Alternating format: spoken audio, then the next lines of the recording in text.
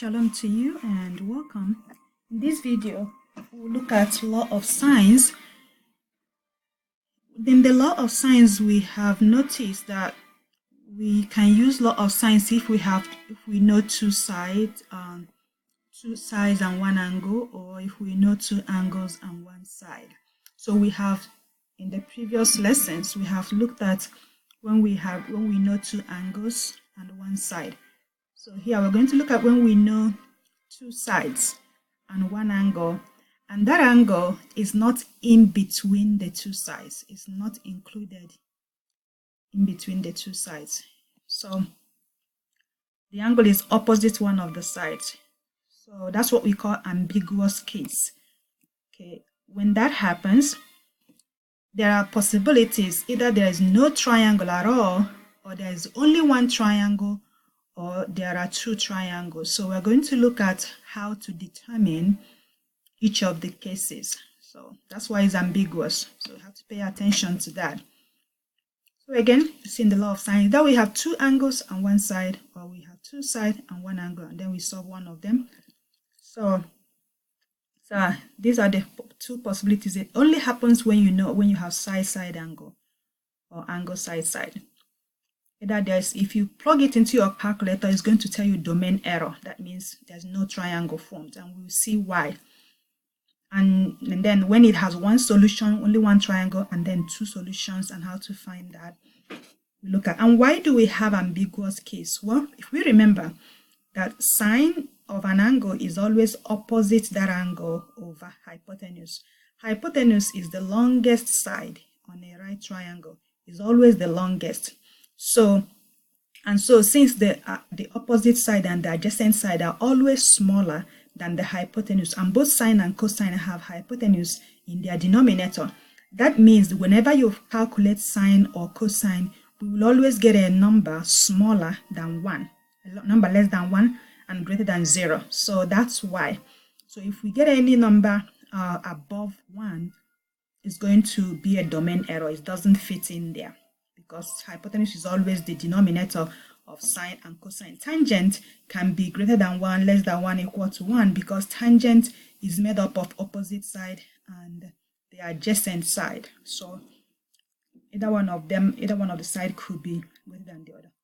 So the sine or cosine can get closer and closer and closer and closer and closer and closer and closer to 1, but it will never be above it. Okay. So these are the things that could happen. How do you know? If we know angle A is given, and then side A and B is given. So you say we know angle A and one side opposite it. Of course, we have to know at least one angle and the side opposite it to be able to use law of sine. And so here we have it. And so the side adjacent to A, or rather, first of all, we know that the height of any triangle is always the shortest distance from the vertex to the side opposite it. That's the altitude or the height. So which is perpendicular to that side. Is always the shortest distance. It's going to be shorter than any of that side, the other two sides. You know that when you draw the angle, from the angle you draw the altitude. So if it happens that you find the height, and the height is longer than the side, than one of the sides, that's a clear sign that there's no triangle. It is not possible. Okay, that line is hanging.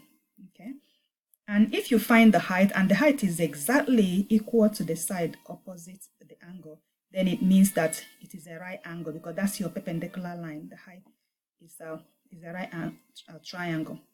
If the height is smaller than the side, then we know there is a triangle. Okay, so the only time we don't have a triangle if the height is bigger than any of the side.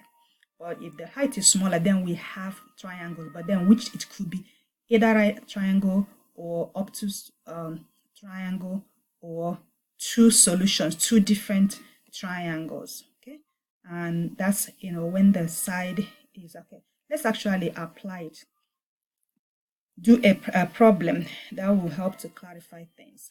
Okay, here it says to solve the triangle and then round to the nearest thing. So here we can draw a picture. What we know is that angle C, if this is angle C, we know there is side C here. And I'm going to, first of all, again, we don't know yet. Let's draw the altitude here.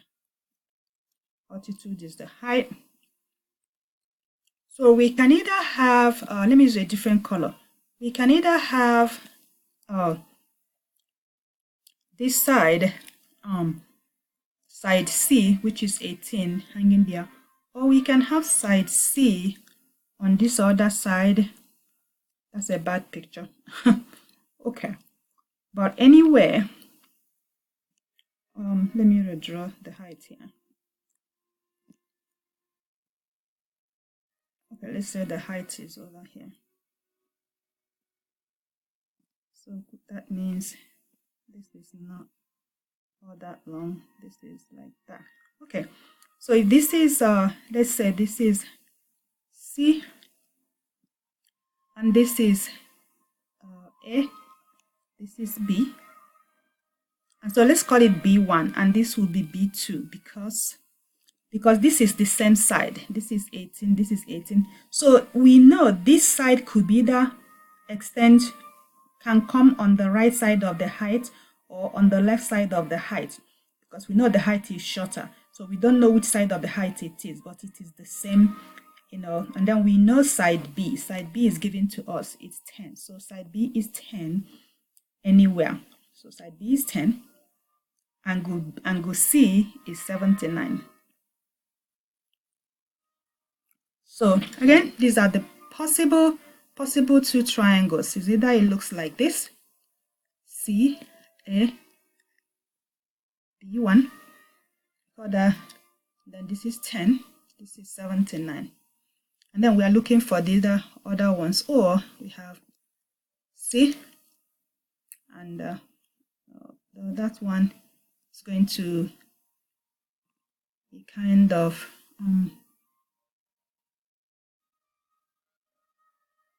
okay, B triangle there. And so this is still C, this is still A, this will be B2. Because if it is flanking in, you see this angle will be obtuse here. Because this angle here, because these two sides are congruent, they are the same side, so this will be an isosceles angle. This angle is going to be congruent to that angle there, and so that will be obtuse on the other side. So that's why we have one angle B is acute, the other angle B will be obtuse. Okay, so angle C is the same for both, and side CA is the same for both as well. So side AB will be different depending on what it is, and side A is going to be different also. Angle A will be different depending on what it is. So let's go ahead and first of all find the height. Find the height of this triangle to determine whether or not there is triangle at all. So we use that. Use SOHCAHTOA. So sine, we know only one angle. So sine 79 is opposite of this angle is going to be, of course, we are using the right angle. It's going to be height over hypotenuse. It's going to be 10. Okay, so multiply both sides by 10. So we have 10 times sine 79. So the height will be approximately 9.8. 9.8 mile. Okay, look at 9.8 mile. Look at the height. So 9.8 is smaller than 18 and is smaller than 10. It's smaller than both sides that we know. So we know there is a triangle. Now, if the height was smaller than them, was bigger than them, then we know there's no triangle, but it's smaller, so it's okay. There's a triangle. Now we need to know, is it one triangle or two triangles? So let's go ahead and at least find angle B1. Okay, so we can use sine of the angle we know. We can use sine of sine C over C. So we know side B, so we're gonna do sine B. Gonna be sine B1 over B. We're looking for the angle B1. So, all right. So sine C is sine 79 over 18 is equal to sine B1 over 10. And so B1 is what we are looking for. So again, we cross multiply. We're going to have sine B1 is equal to, multiply those 10 times sine 79. Then we are going to divide by 18. And because we are looking for angle, it means we are going to multiply both sides by the inverse sine. So angle B1 is going to be the inverse sine. Then remember, your calculator is in degree mode. Inverse sine of this stuff. Inverse sine of that stuff. So plug it into your calculator. So angle B1. So I write it up here, what I got. So angle B1, we plug that into the calculator again. It's that in right there. Then we're gonna get about 33 degrees. Okay, so if this is 33 here, so it's 33, and this is 33, what would be angle the B1, but the B2, which is the angle here, because they're gonna complete 180 degree on a straight line. So we can do 180 minus 33, and that gives us 147. So this is 147 for angle B2. Okay. So again, I could write it here, but because of space, I split those two triangles so you can see. This is the one of the triangles, the one in red and blue here. And then the other triangle is the large one here, which I drew separately here.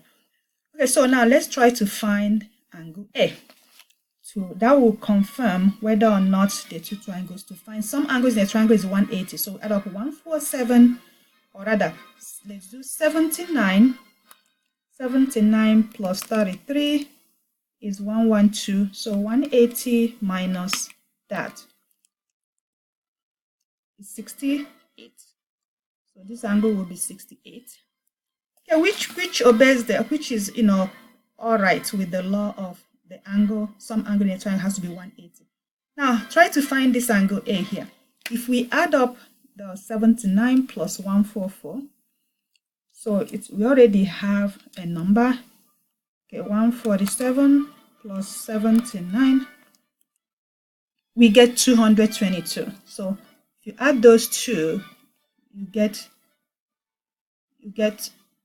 226, which is bigger than 180. So where would this angle A fit in?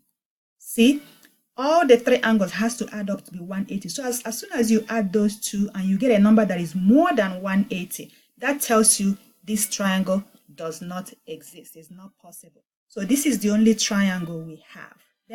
So there's only one solution, one triangle. But if we added this up and we're able to get that angle, they all three add up to 180 like this one, then we have two solutions. So now we have only one triangle, so we're going to go ahead and find side A, which will be here, to finish solving the triangles, because we already know every other side. So it's going to be sine A, which is sine 68 over A, is equal to sine B, sine B, or rather sine C, that one, or the sine C, which is 79 over 18.